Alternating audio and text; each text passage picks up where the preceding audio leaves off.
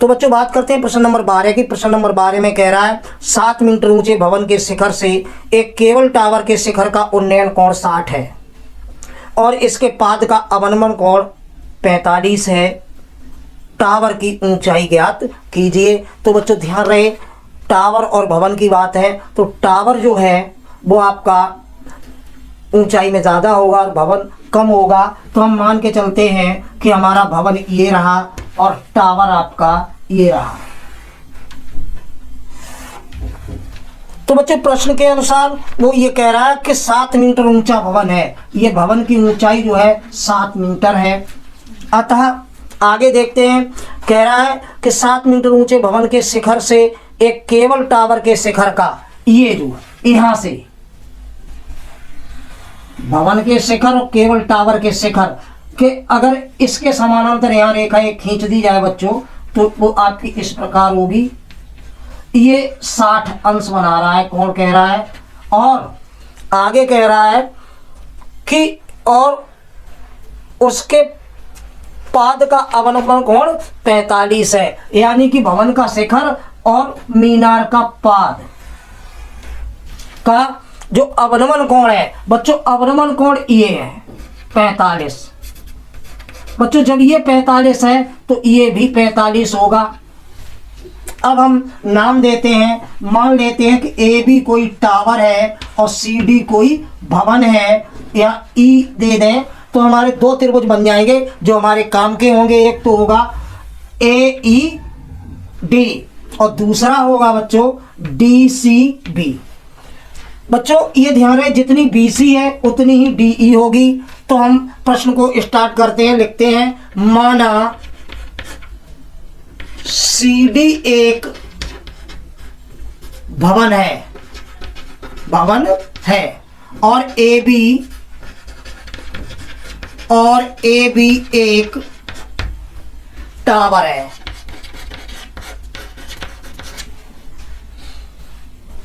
तो बच्चों हम अगर मान लें, माना बी सी और बी सी बराबर बच्चों डी ई होगा, दोनों के बराबर हम x मीटर मान लें। और इधर हम देखते हैं कि अगर ये 7 है तो बच्चों ये भी 7 मीटर होगी इतनी, और रही बात इतनी की तो इसे हम h मीटर मान लेंगे।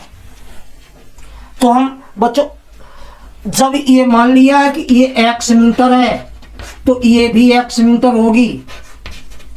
तो हम शुरुआत करते हैं त्रिभुज डी सी बी में, समकोण त्रिभुज डी सी बी में। बच्चों डी सी बी में बात करें तो देखो सी डी बराबर तो हमारा बच्चों 7 मीटर है और बी सी हम ऊपर मान ही चुके हैं, बी सी बराबर x मीटर है और एंगल जो है हमारा थीटा 45 का बन रहा है। तो बच्चों जैसा कि बताया गया अज्ञात बटे ज्ञात, बी सी हमारा अज्ञात है और सी डी ज्ञात है। तो अज्ञात बटे ज्ञात यानी कि एंगल जब ये लिया है तो ये हमारा लंब हो गया, ये आधार हो गया। 90 अंश के सामने वाली 90 अंश का जो कोण बन रहा है उसके सामने वाली भुजा कर्ण होगी। तो बच्चों आधार बटे लंब यानी कि आधार बटे लंब आपका कॉट थीटा होगा। तो बच्चों बी सी हमारा x है, सी डी 7 है बराबर कॉट 45। तो x बटे 7 बराबर 1। बच्चों कॉट 45 का मान 1 होता है तो x बराबर आपका आ जाएगा 7 मीटर। तो नीचे लिख सकते हैं अतः बी सी और बराबर डी ई बराबर 7 मीटर। बच्चों आगे चलते हैं, आगे हम देखते हैं ये निकल आई है बच्चों, इतनी मालूम है। अब हम लेंगे समकोण त्रिभुज ए ई डी में, समकोण त्रिभुज ए ई डी में।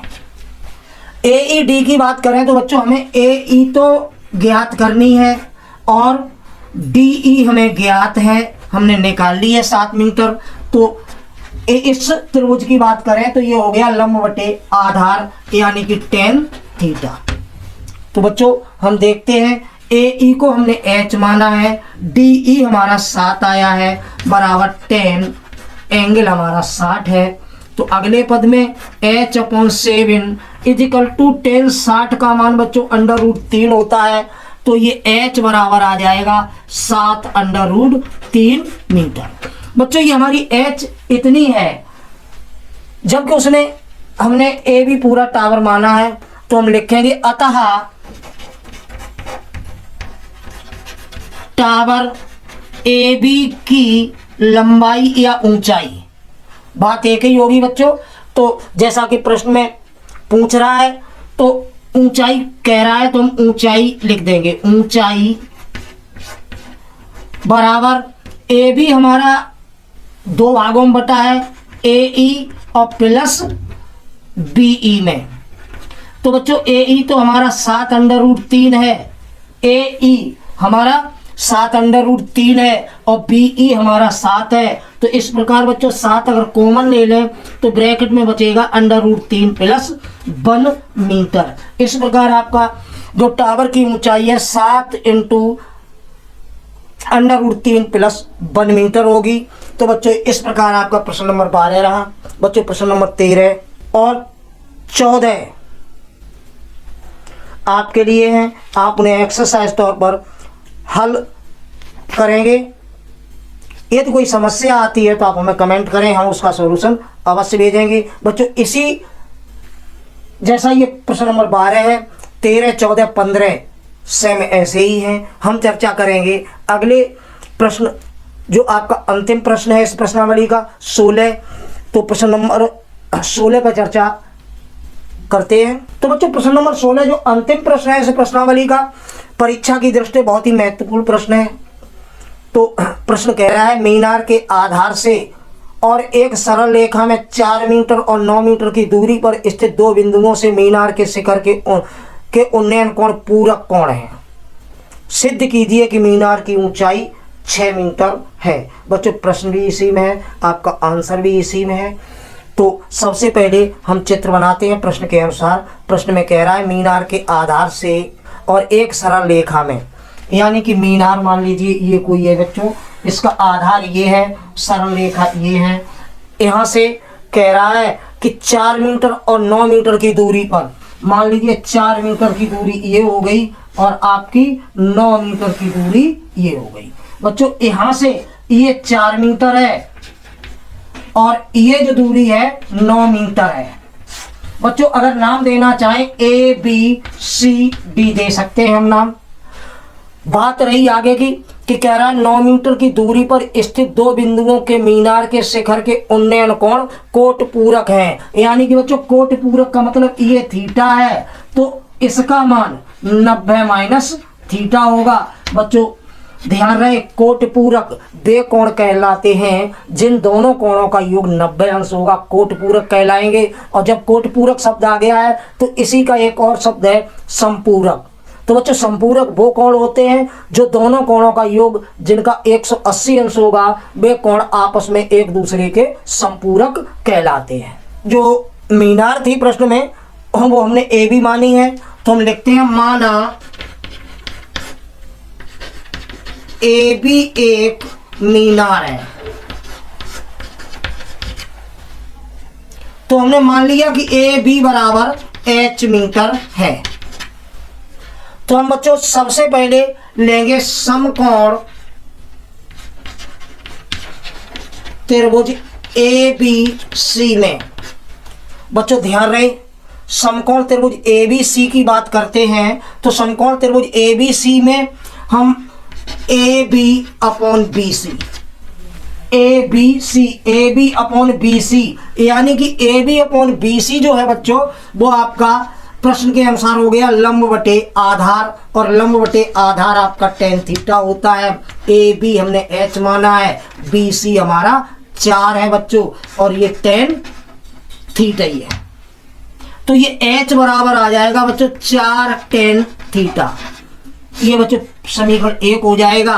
पुनः हम दूसरा जो समकोण त्रिभुज है, समकोण त्रिभुज ए बी डी में, बच्चों जब समकोण त्रिभुज ए बी डी की बात करेंगे तो फिर हम लेके चलेंगे A B upon B D बराबर बच्चों tan थीटा होता है।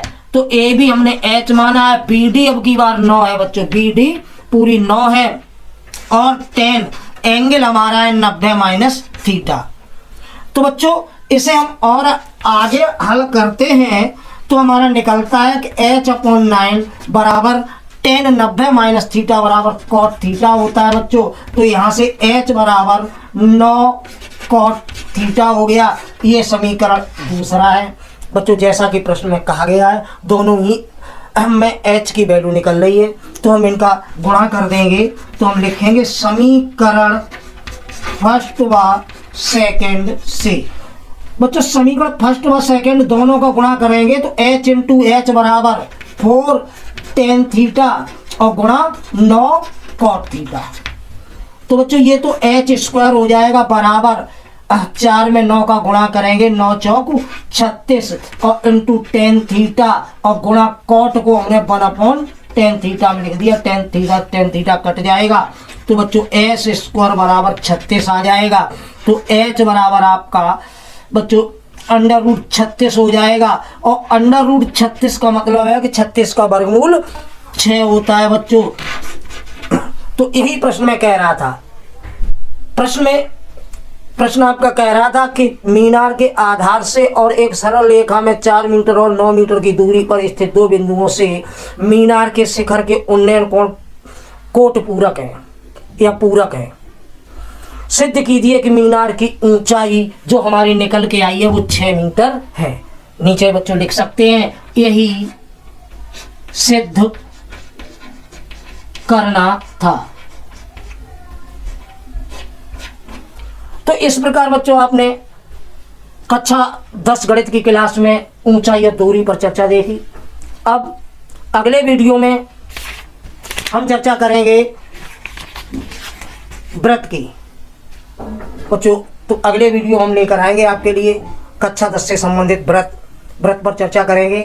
और आज का जो है ऊंचाई और दूरी आपकी यहीं समाप्त है।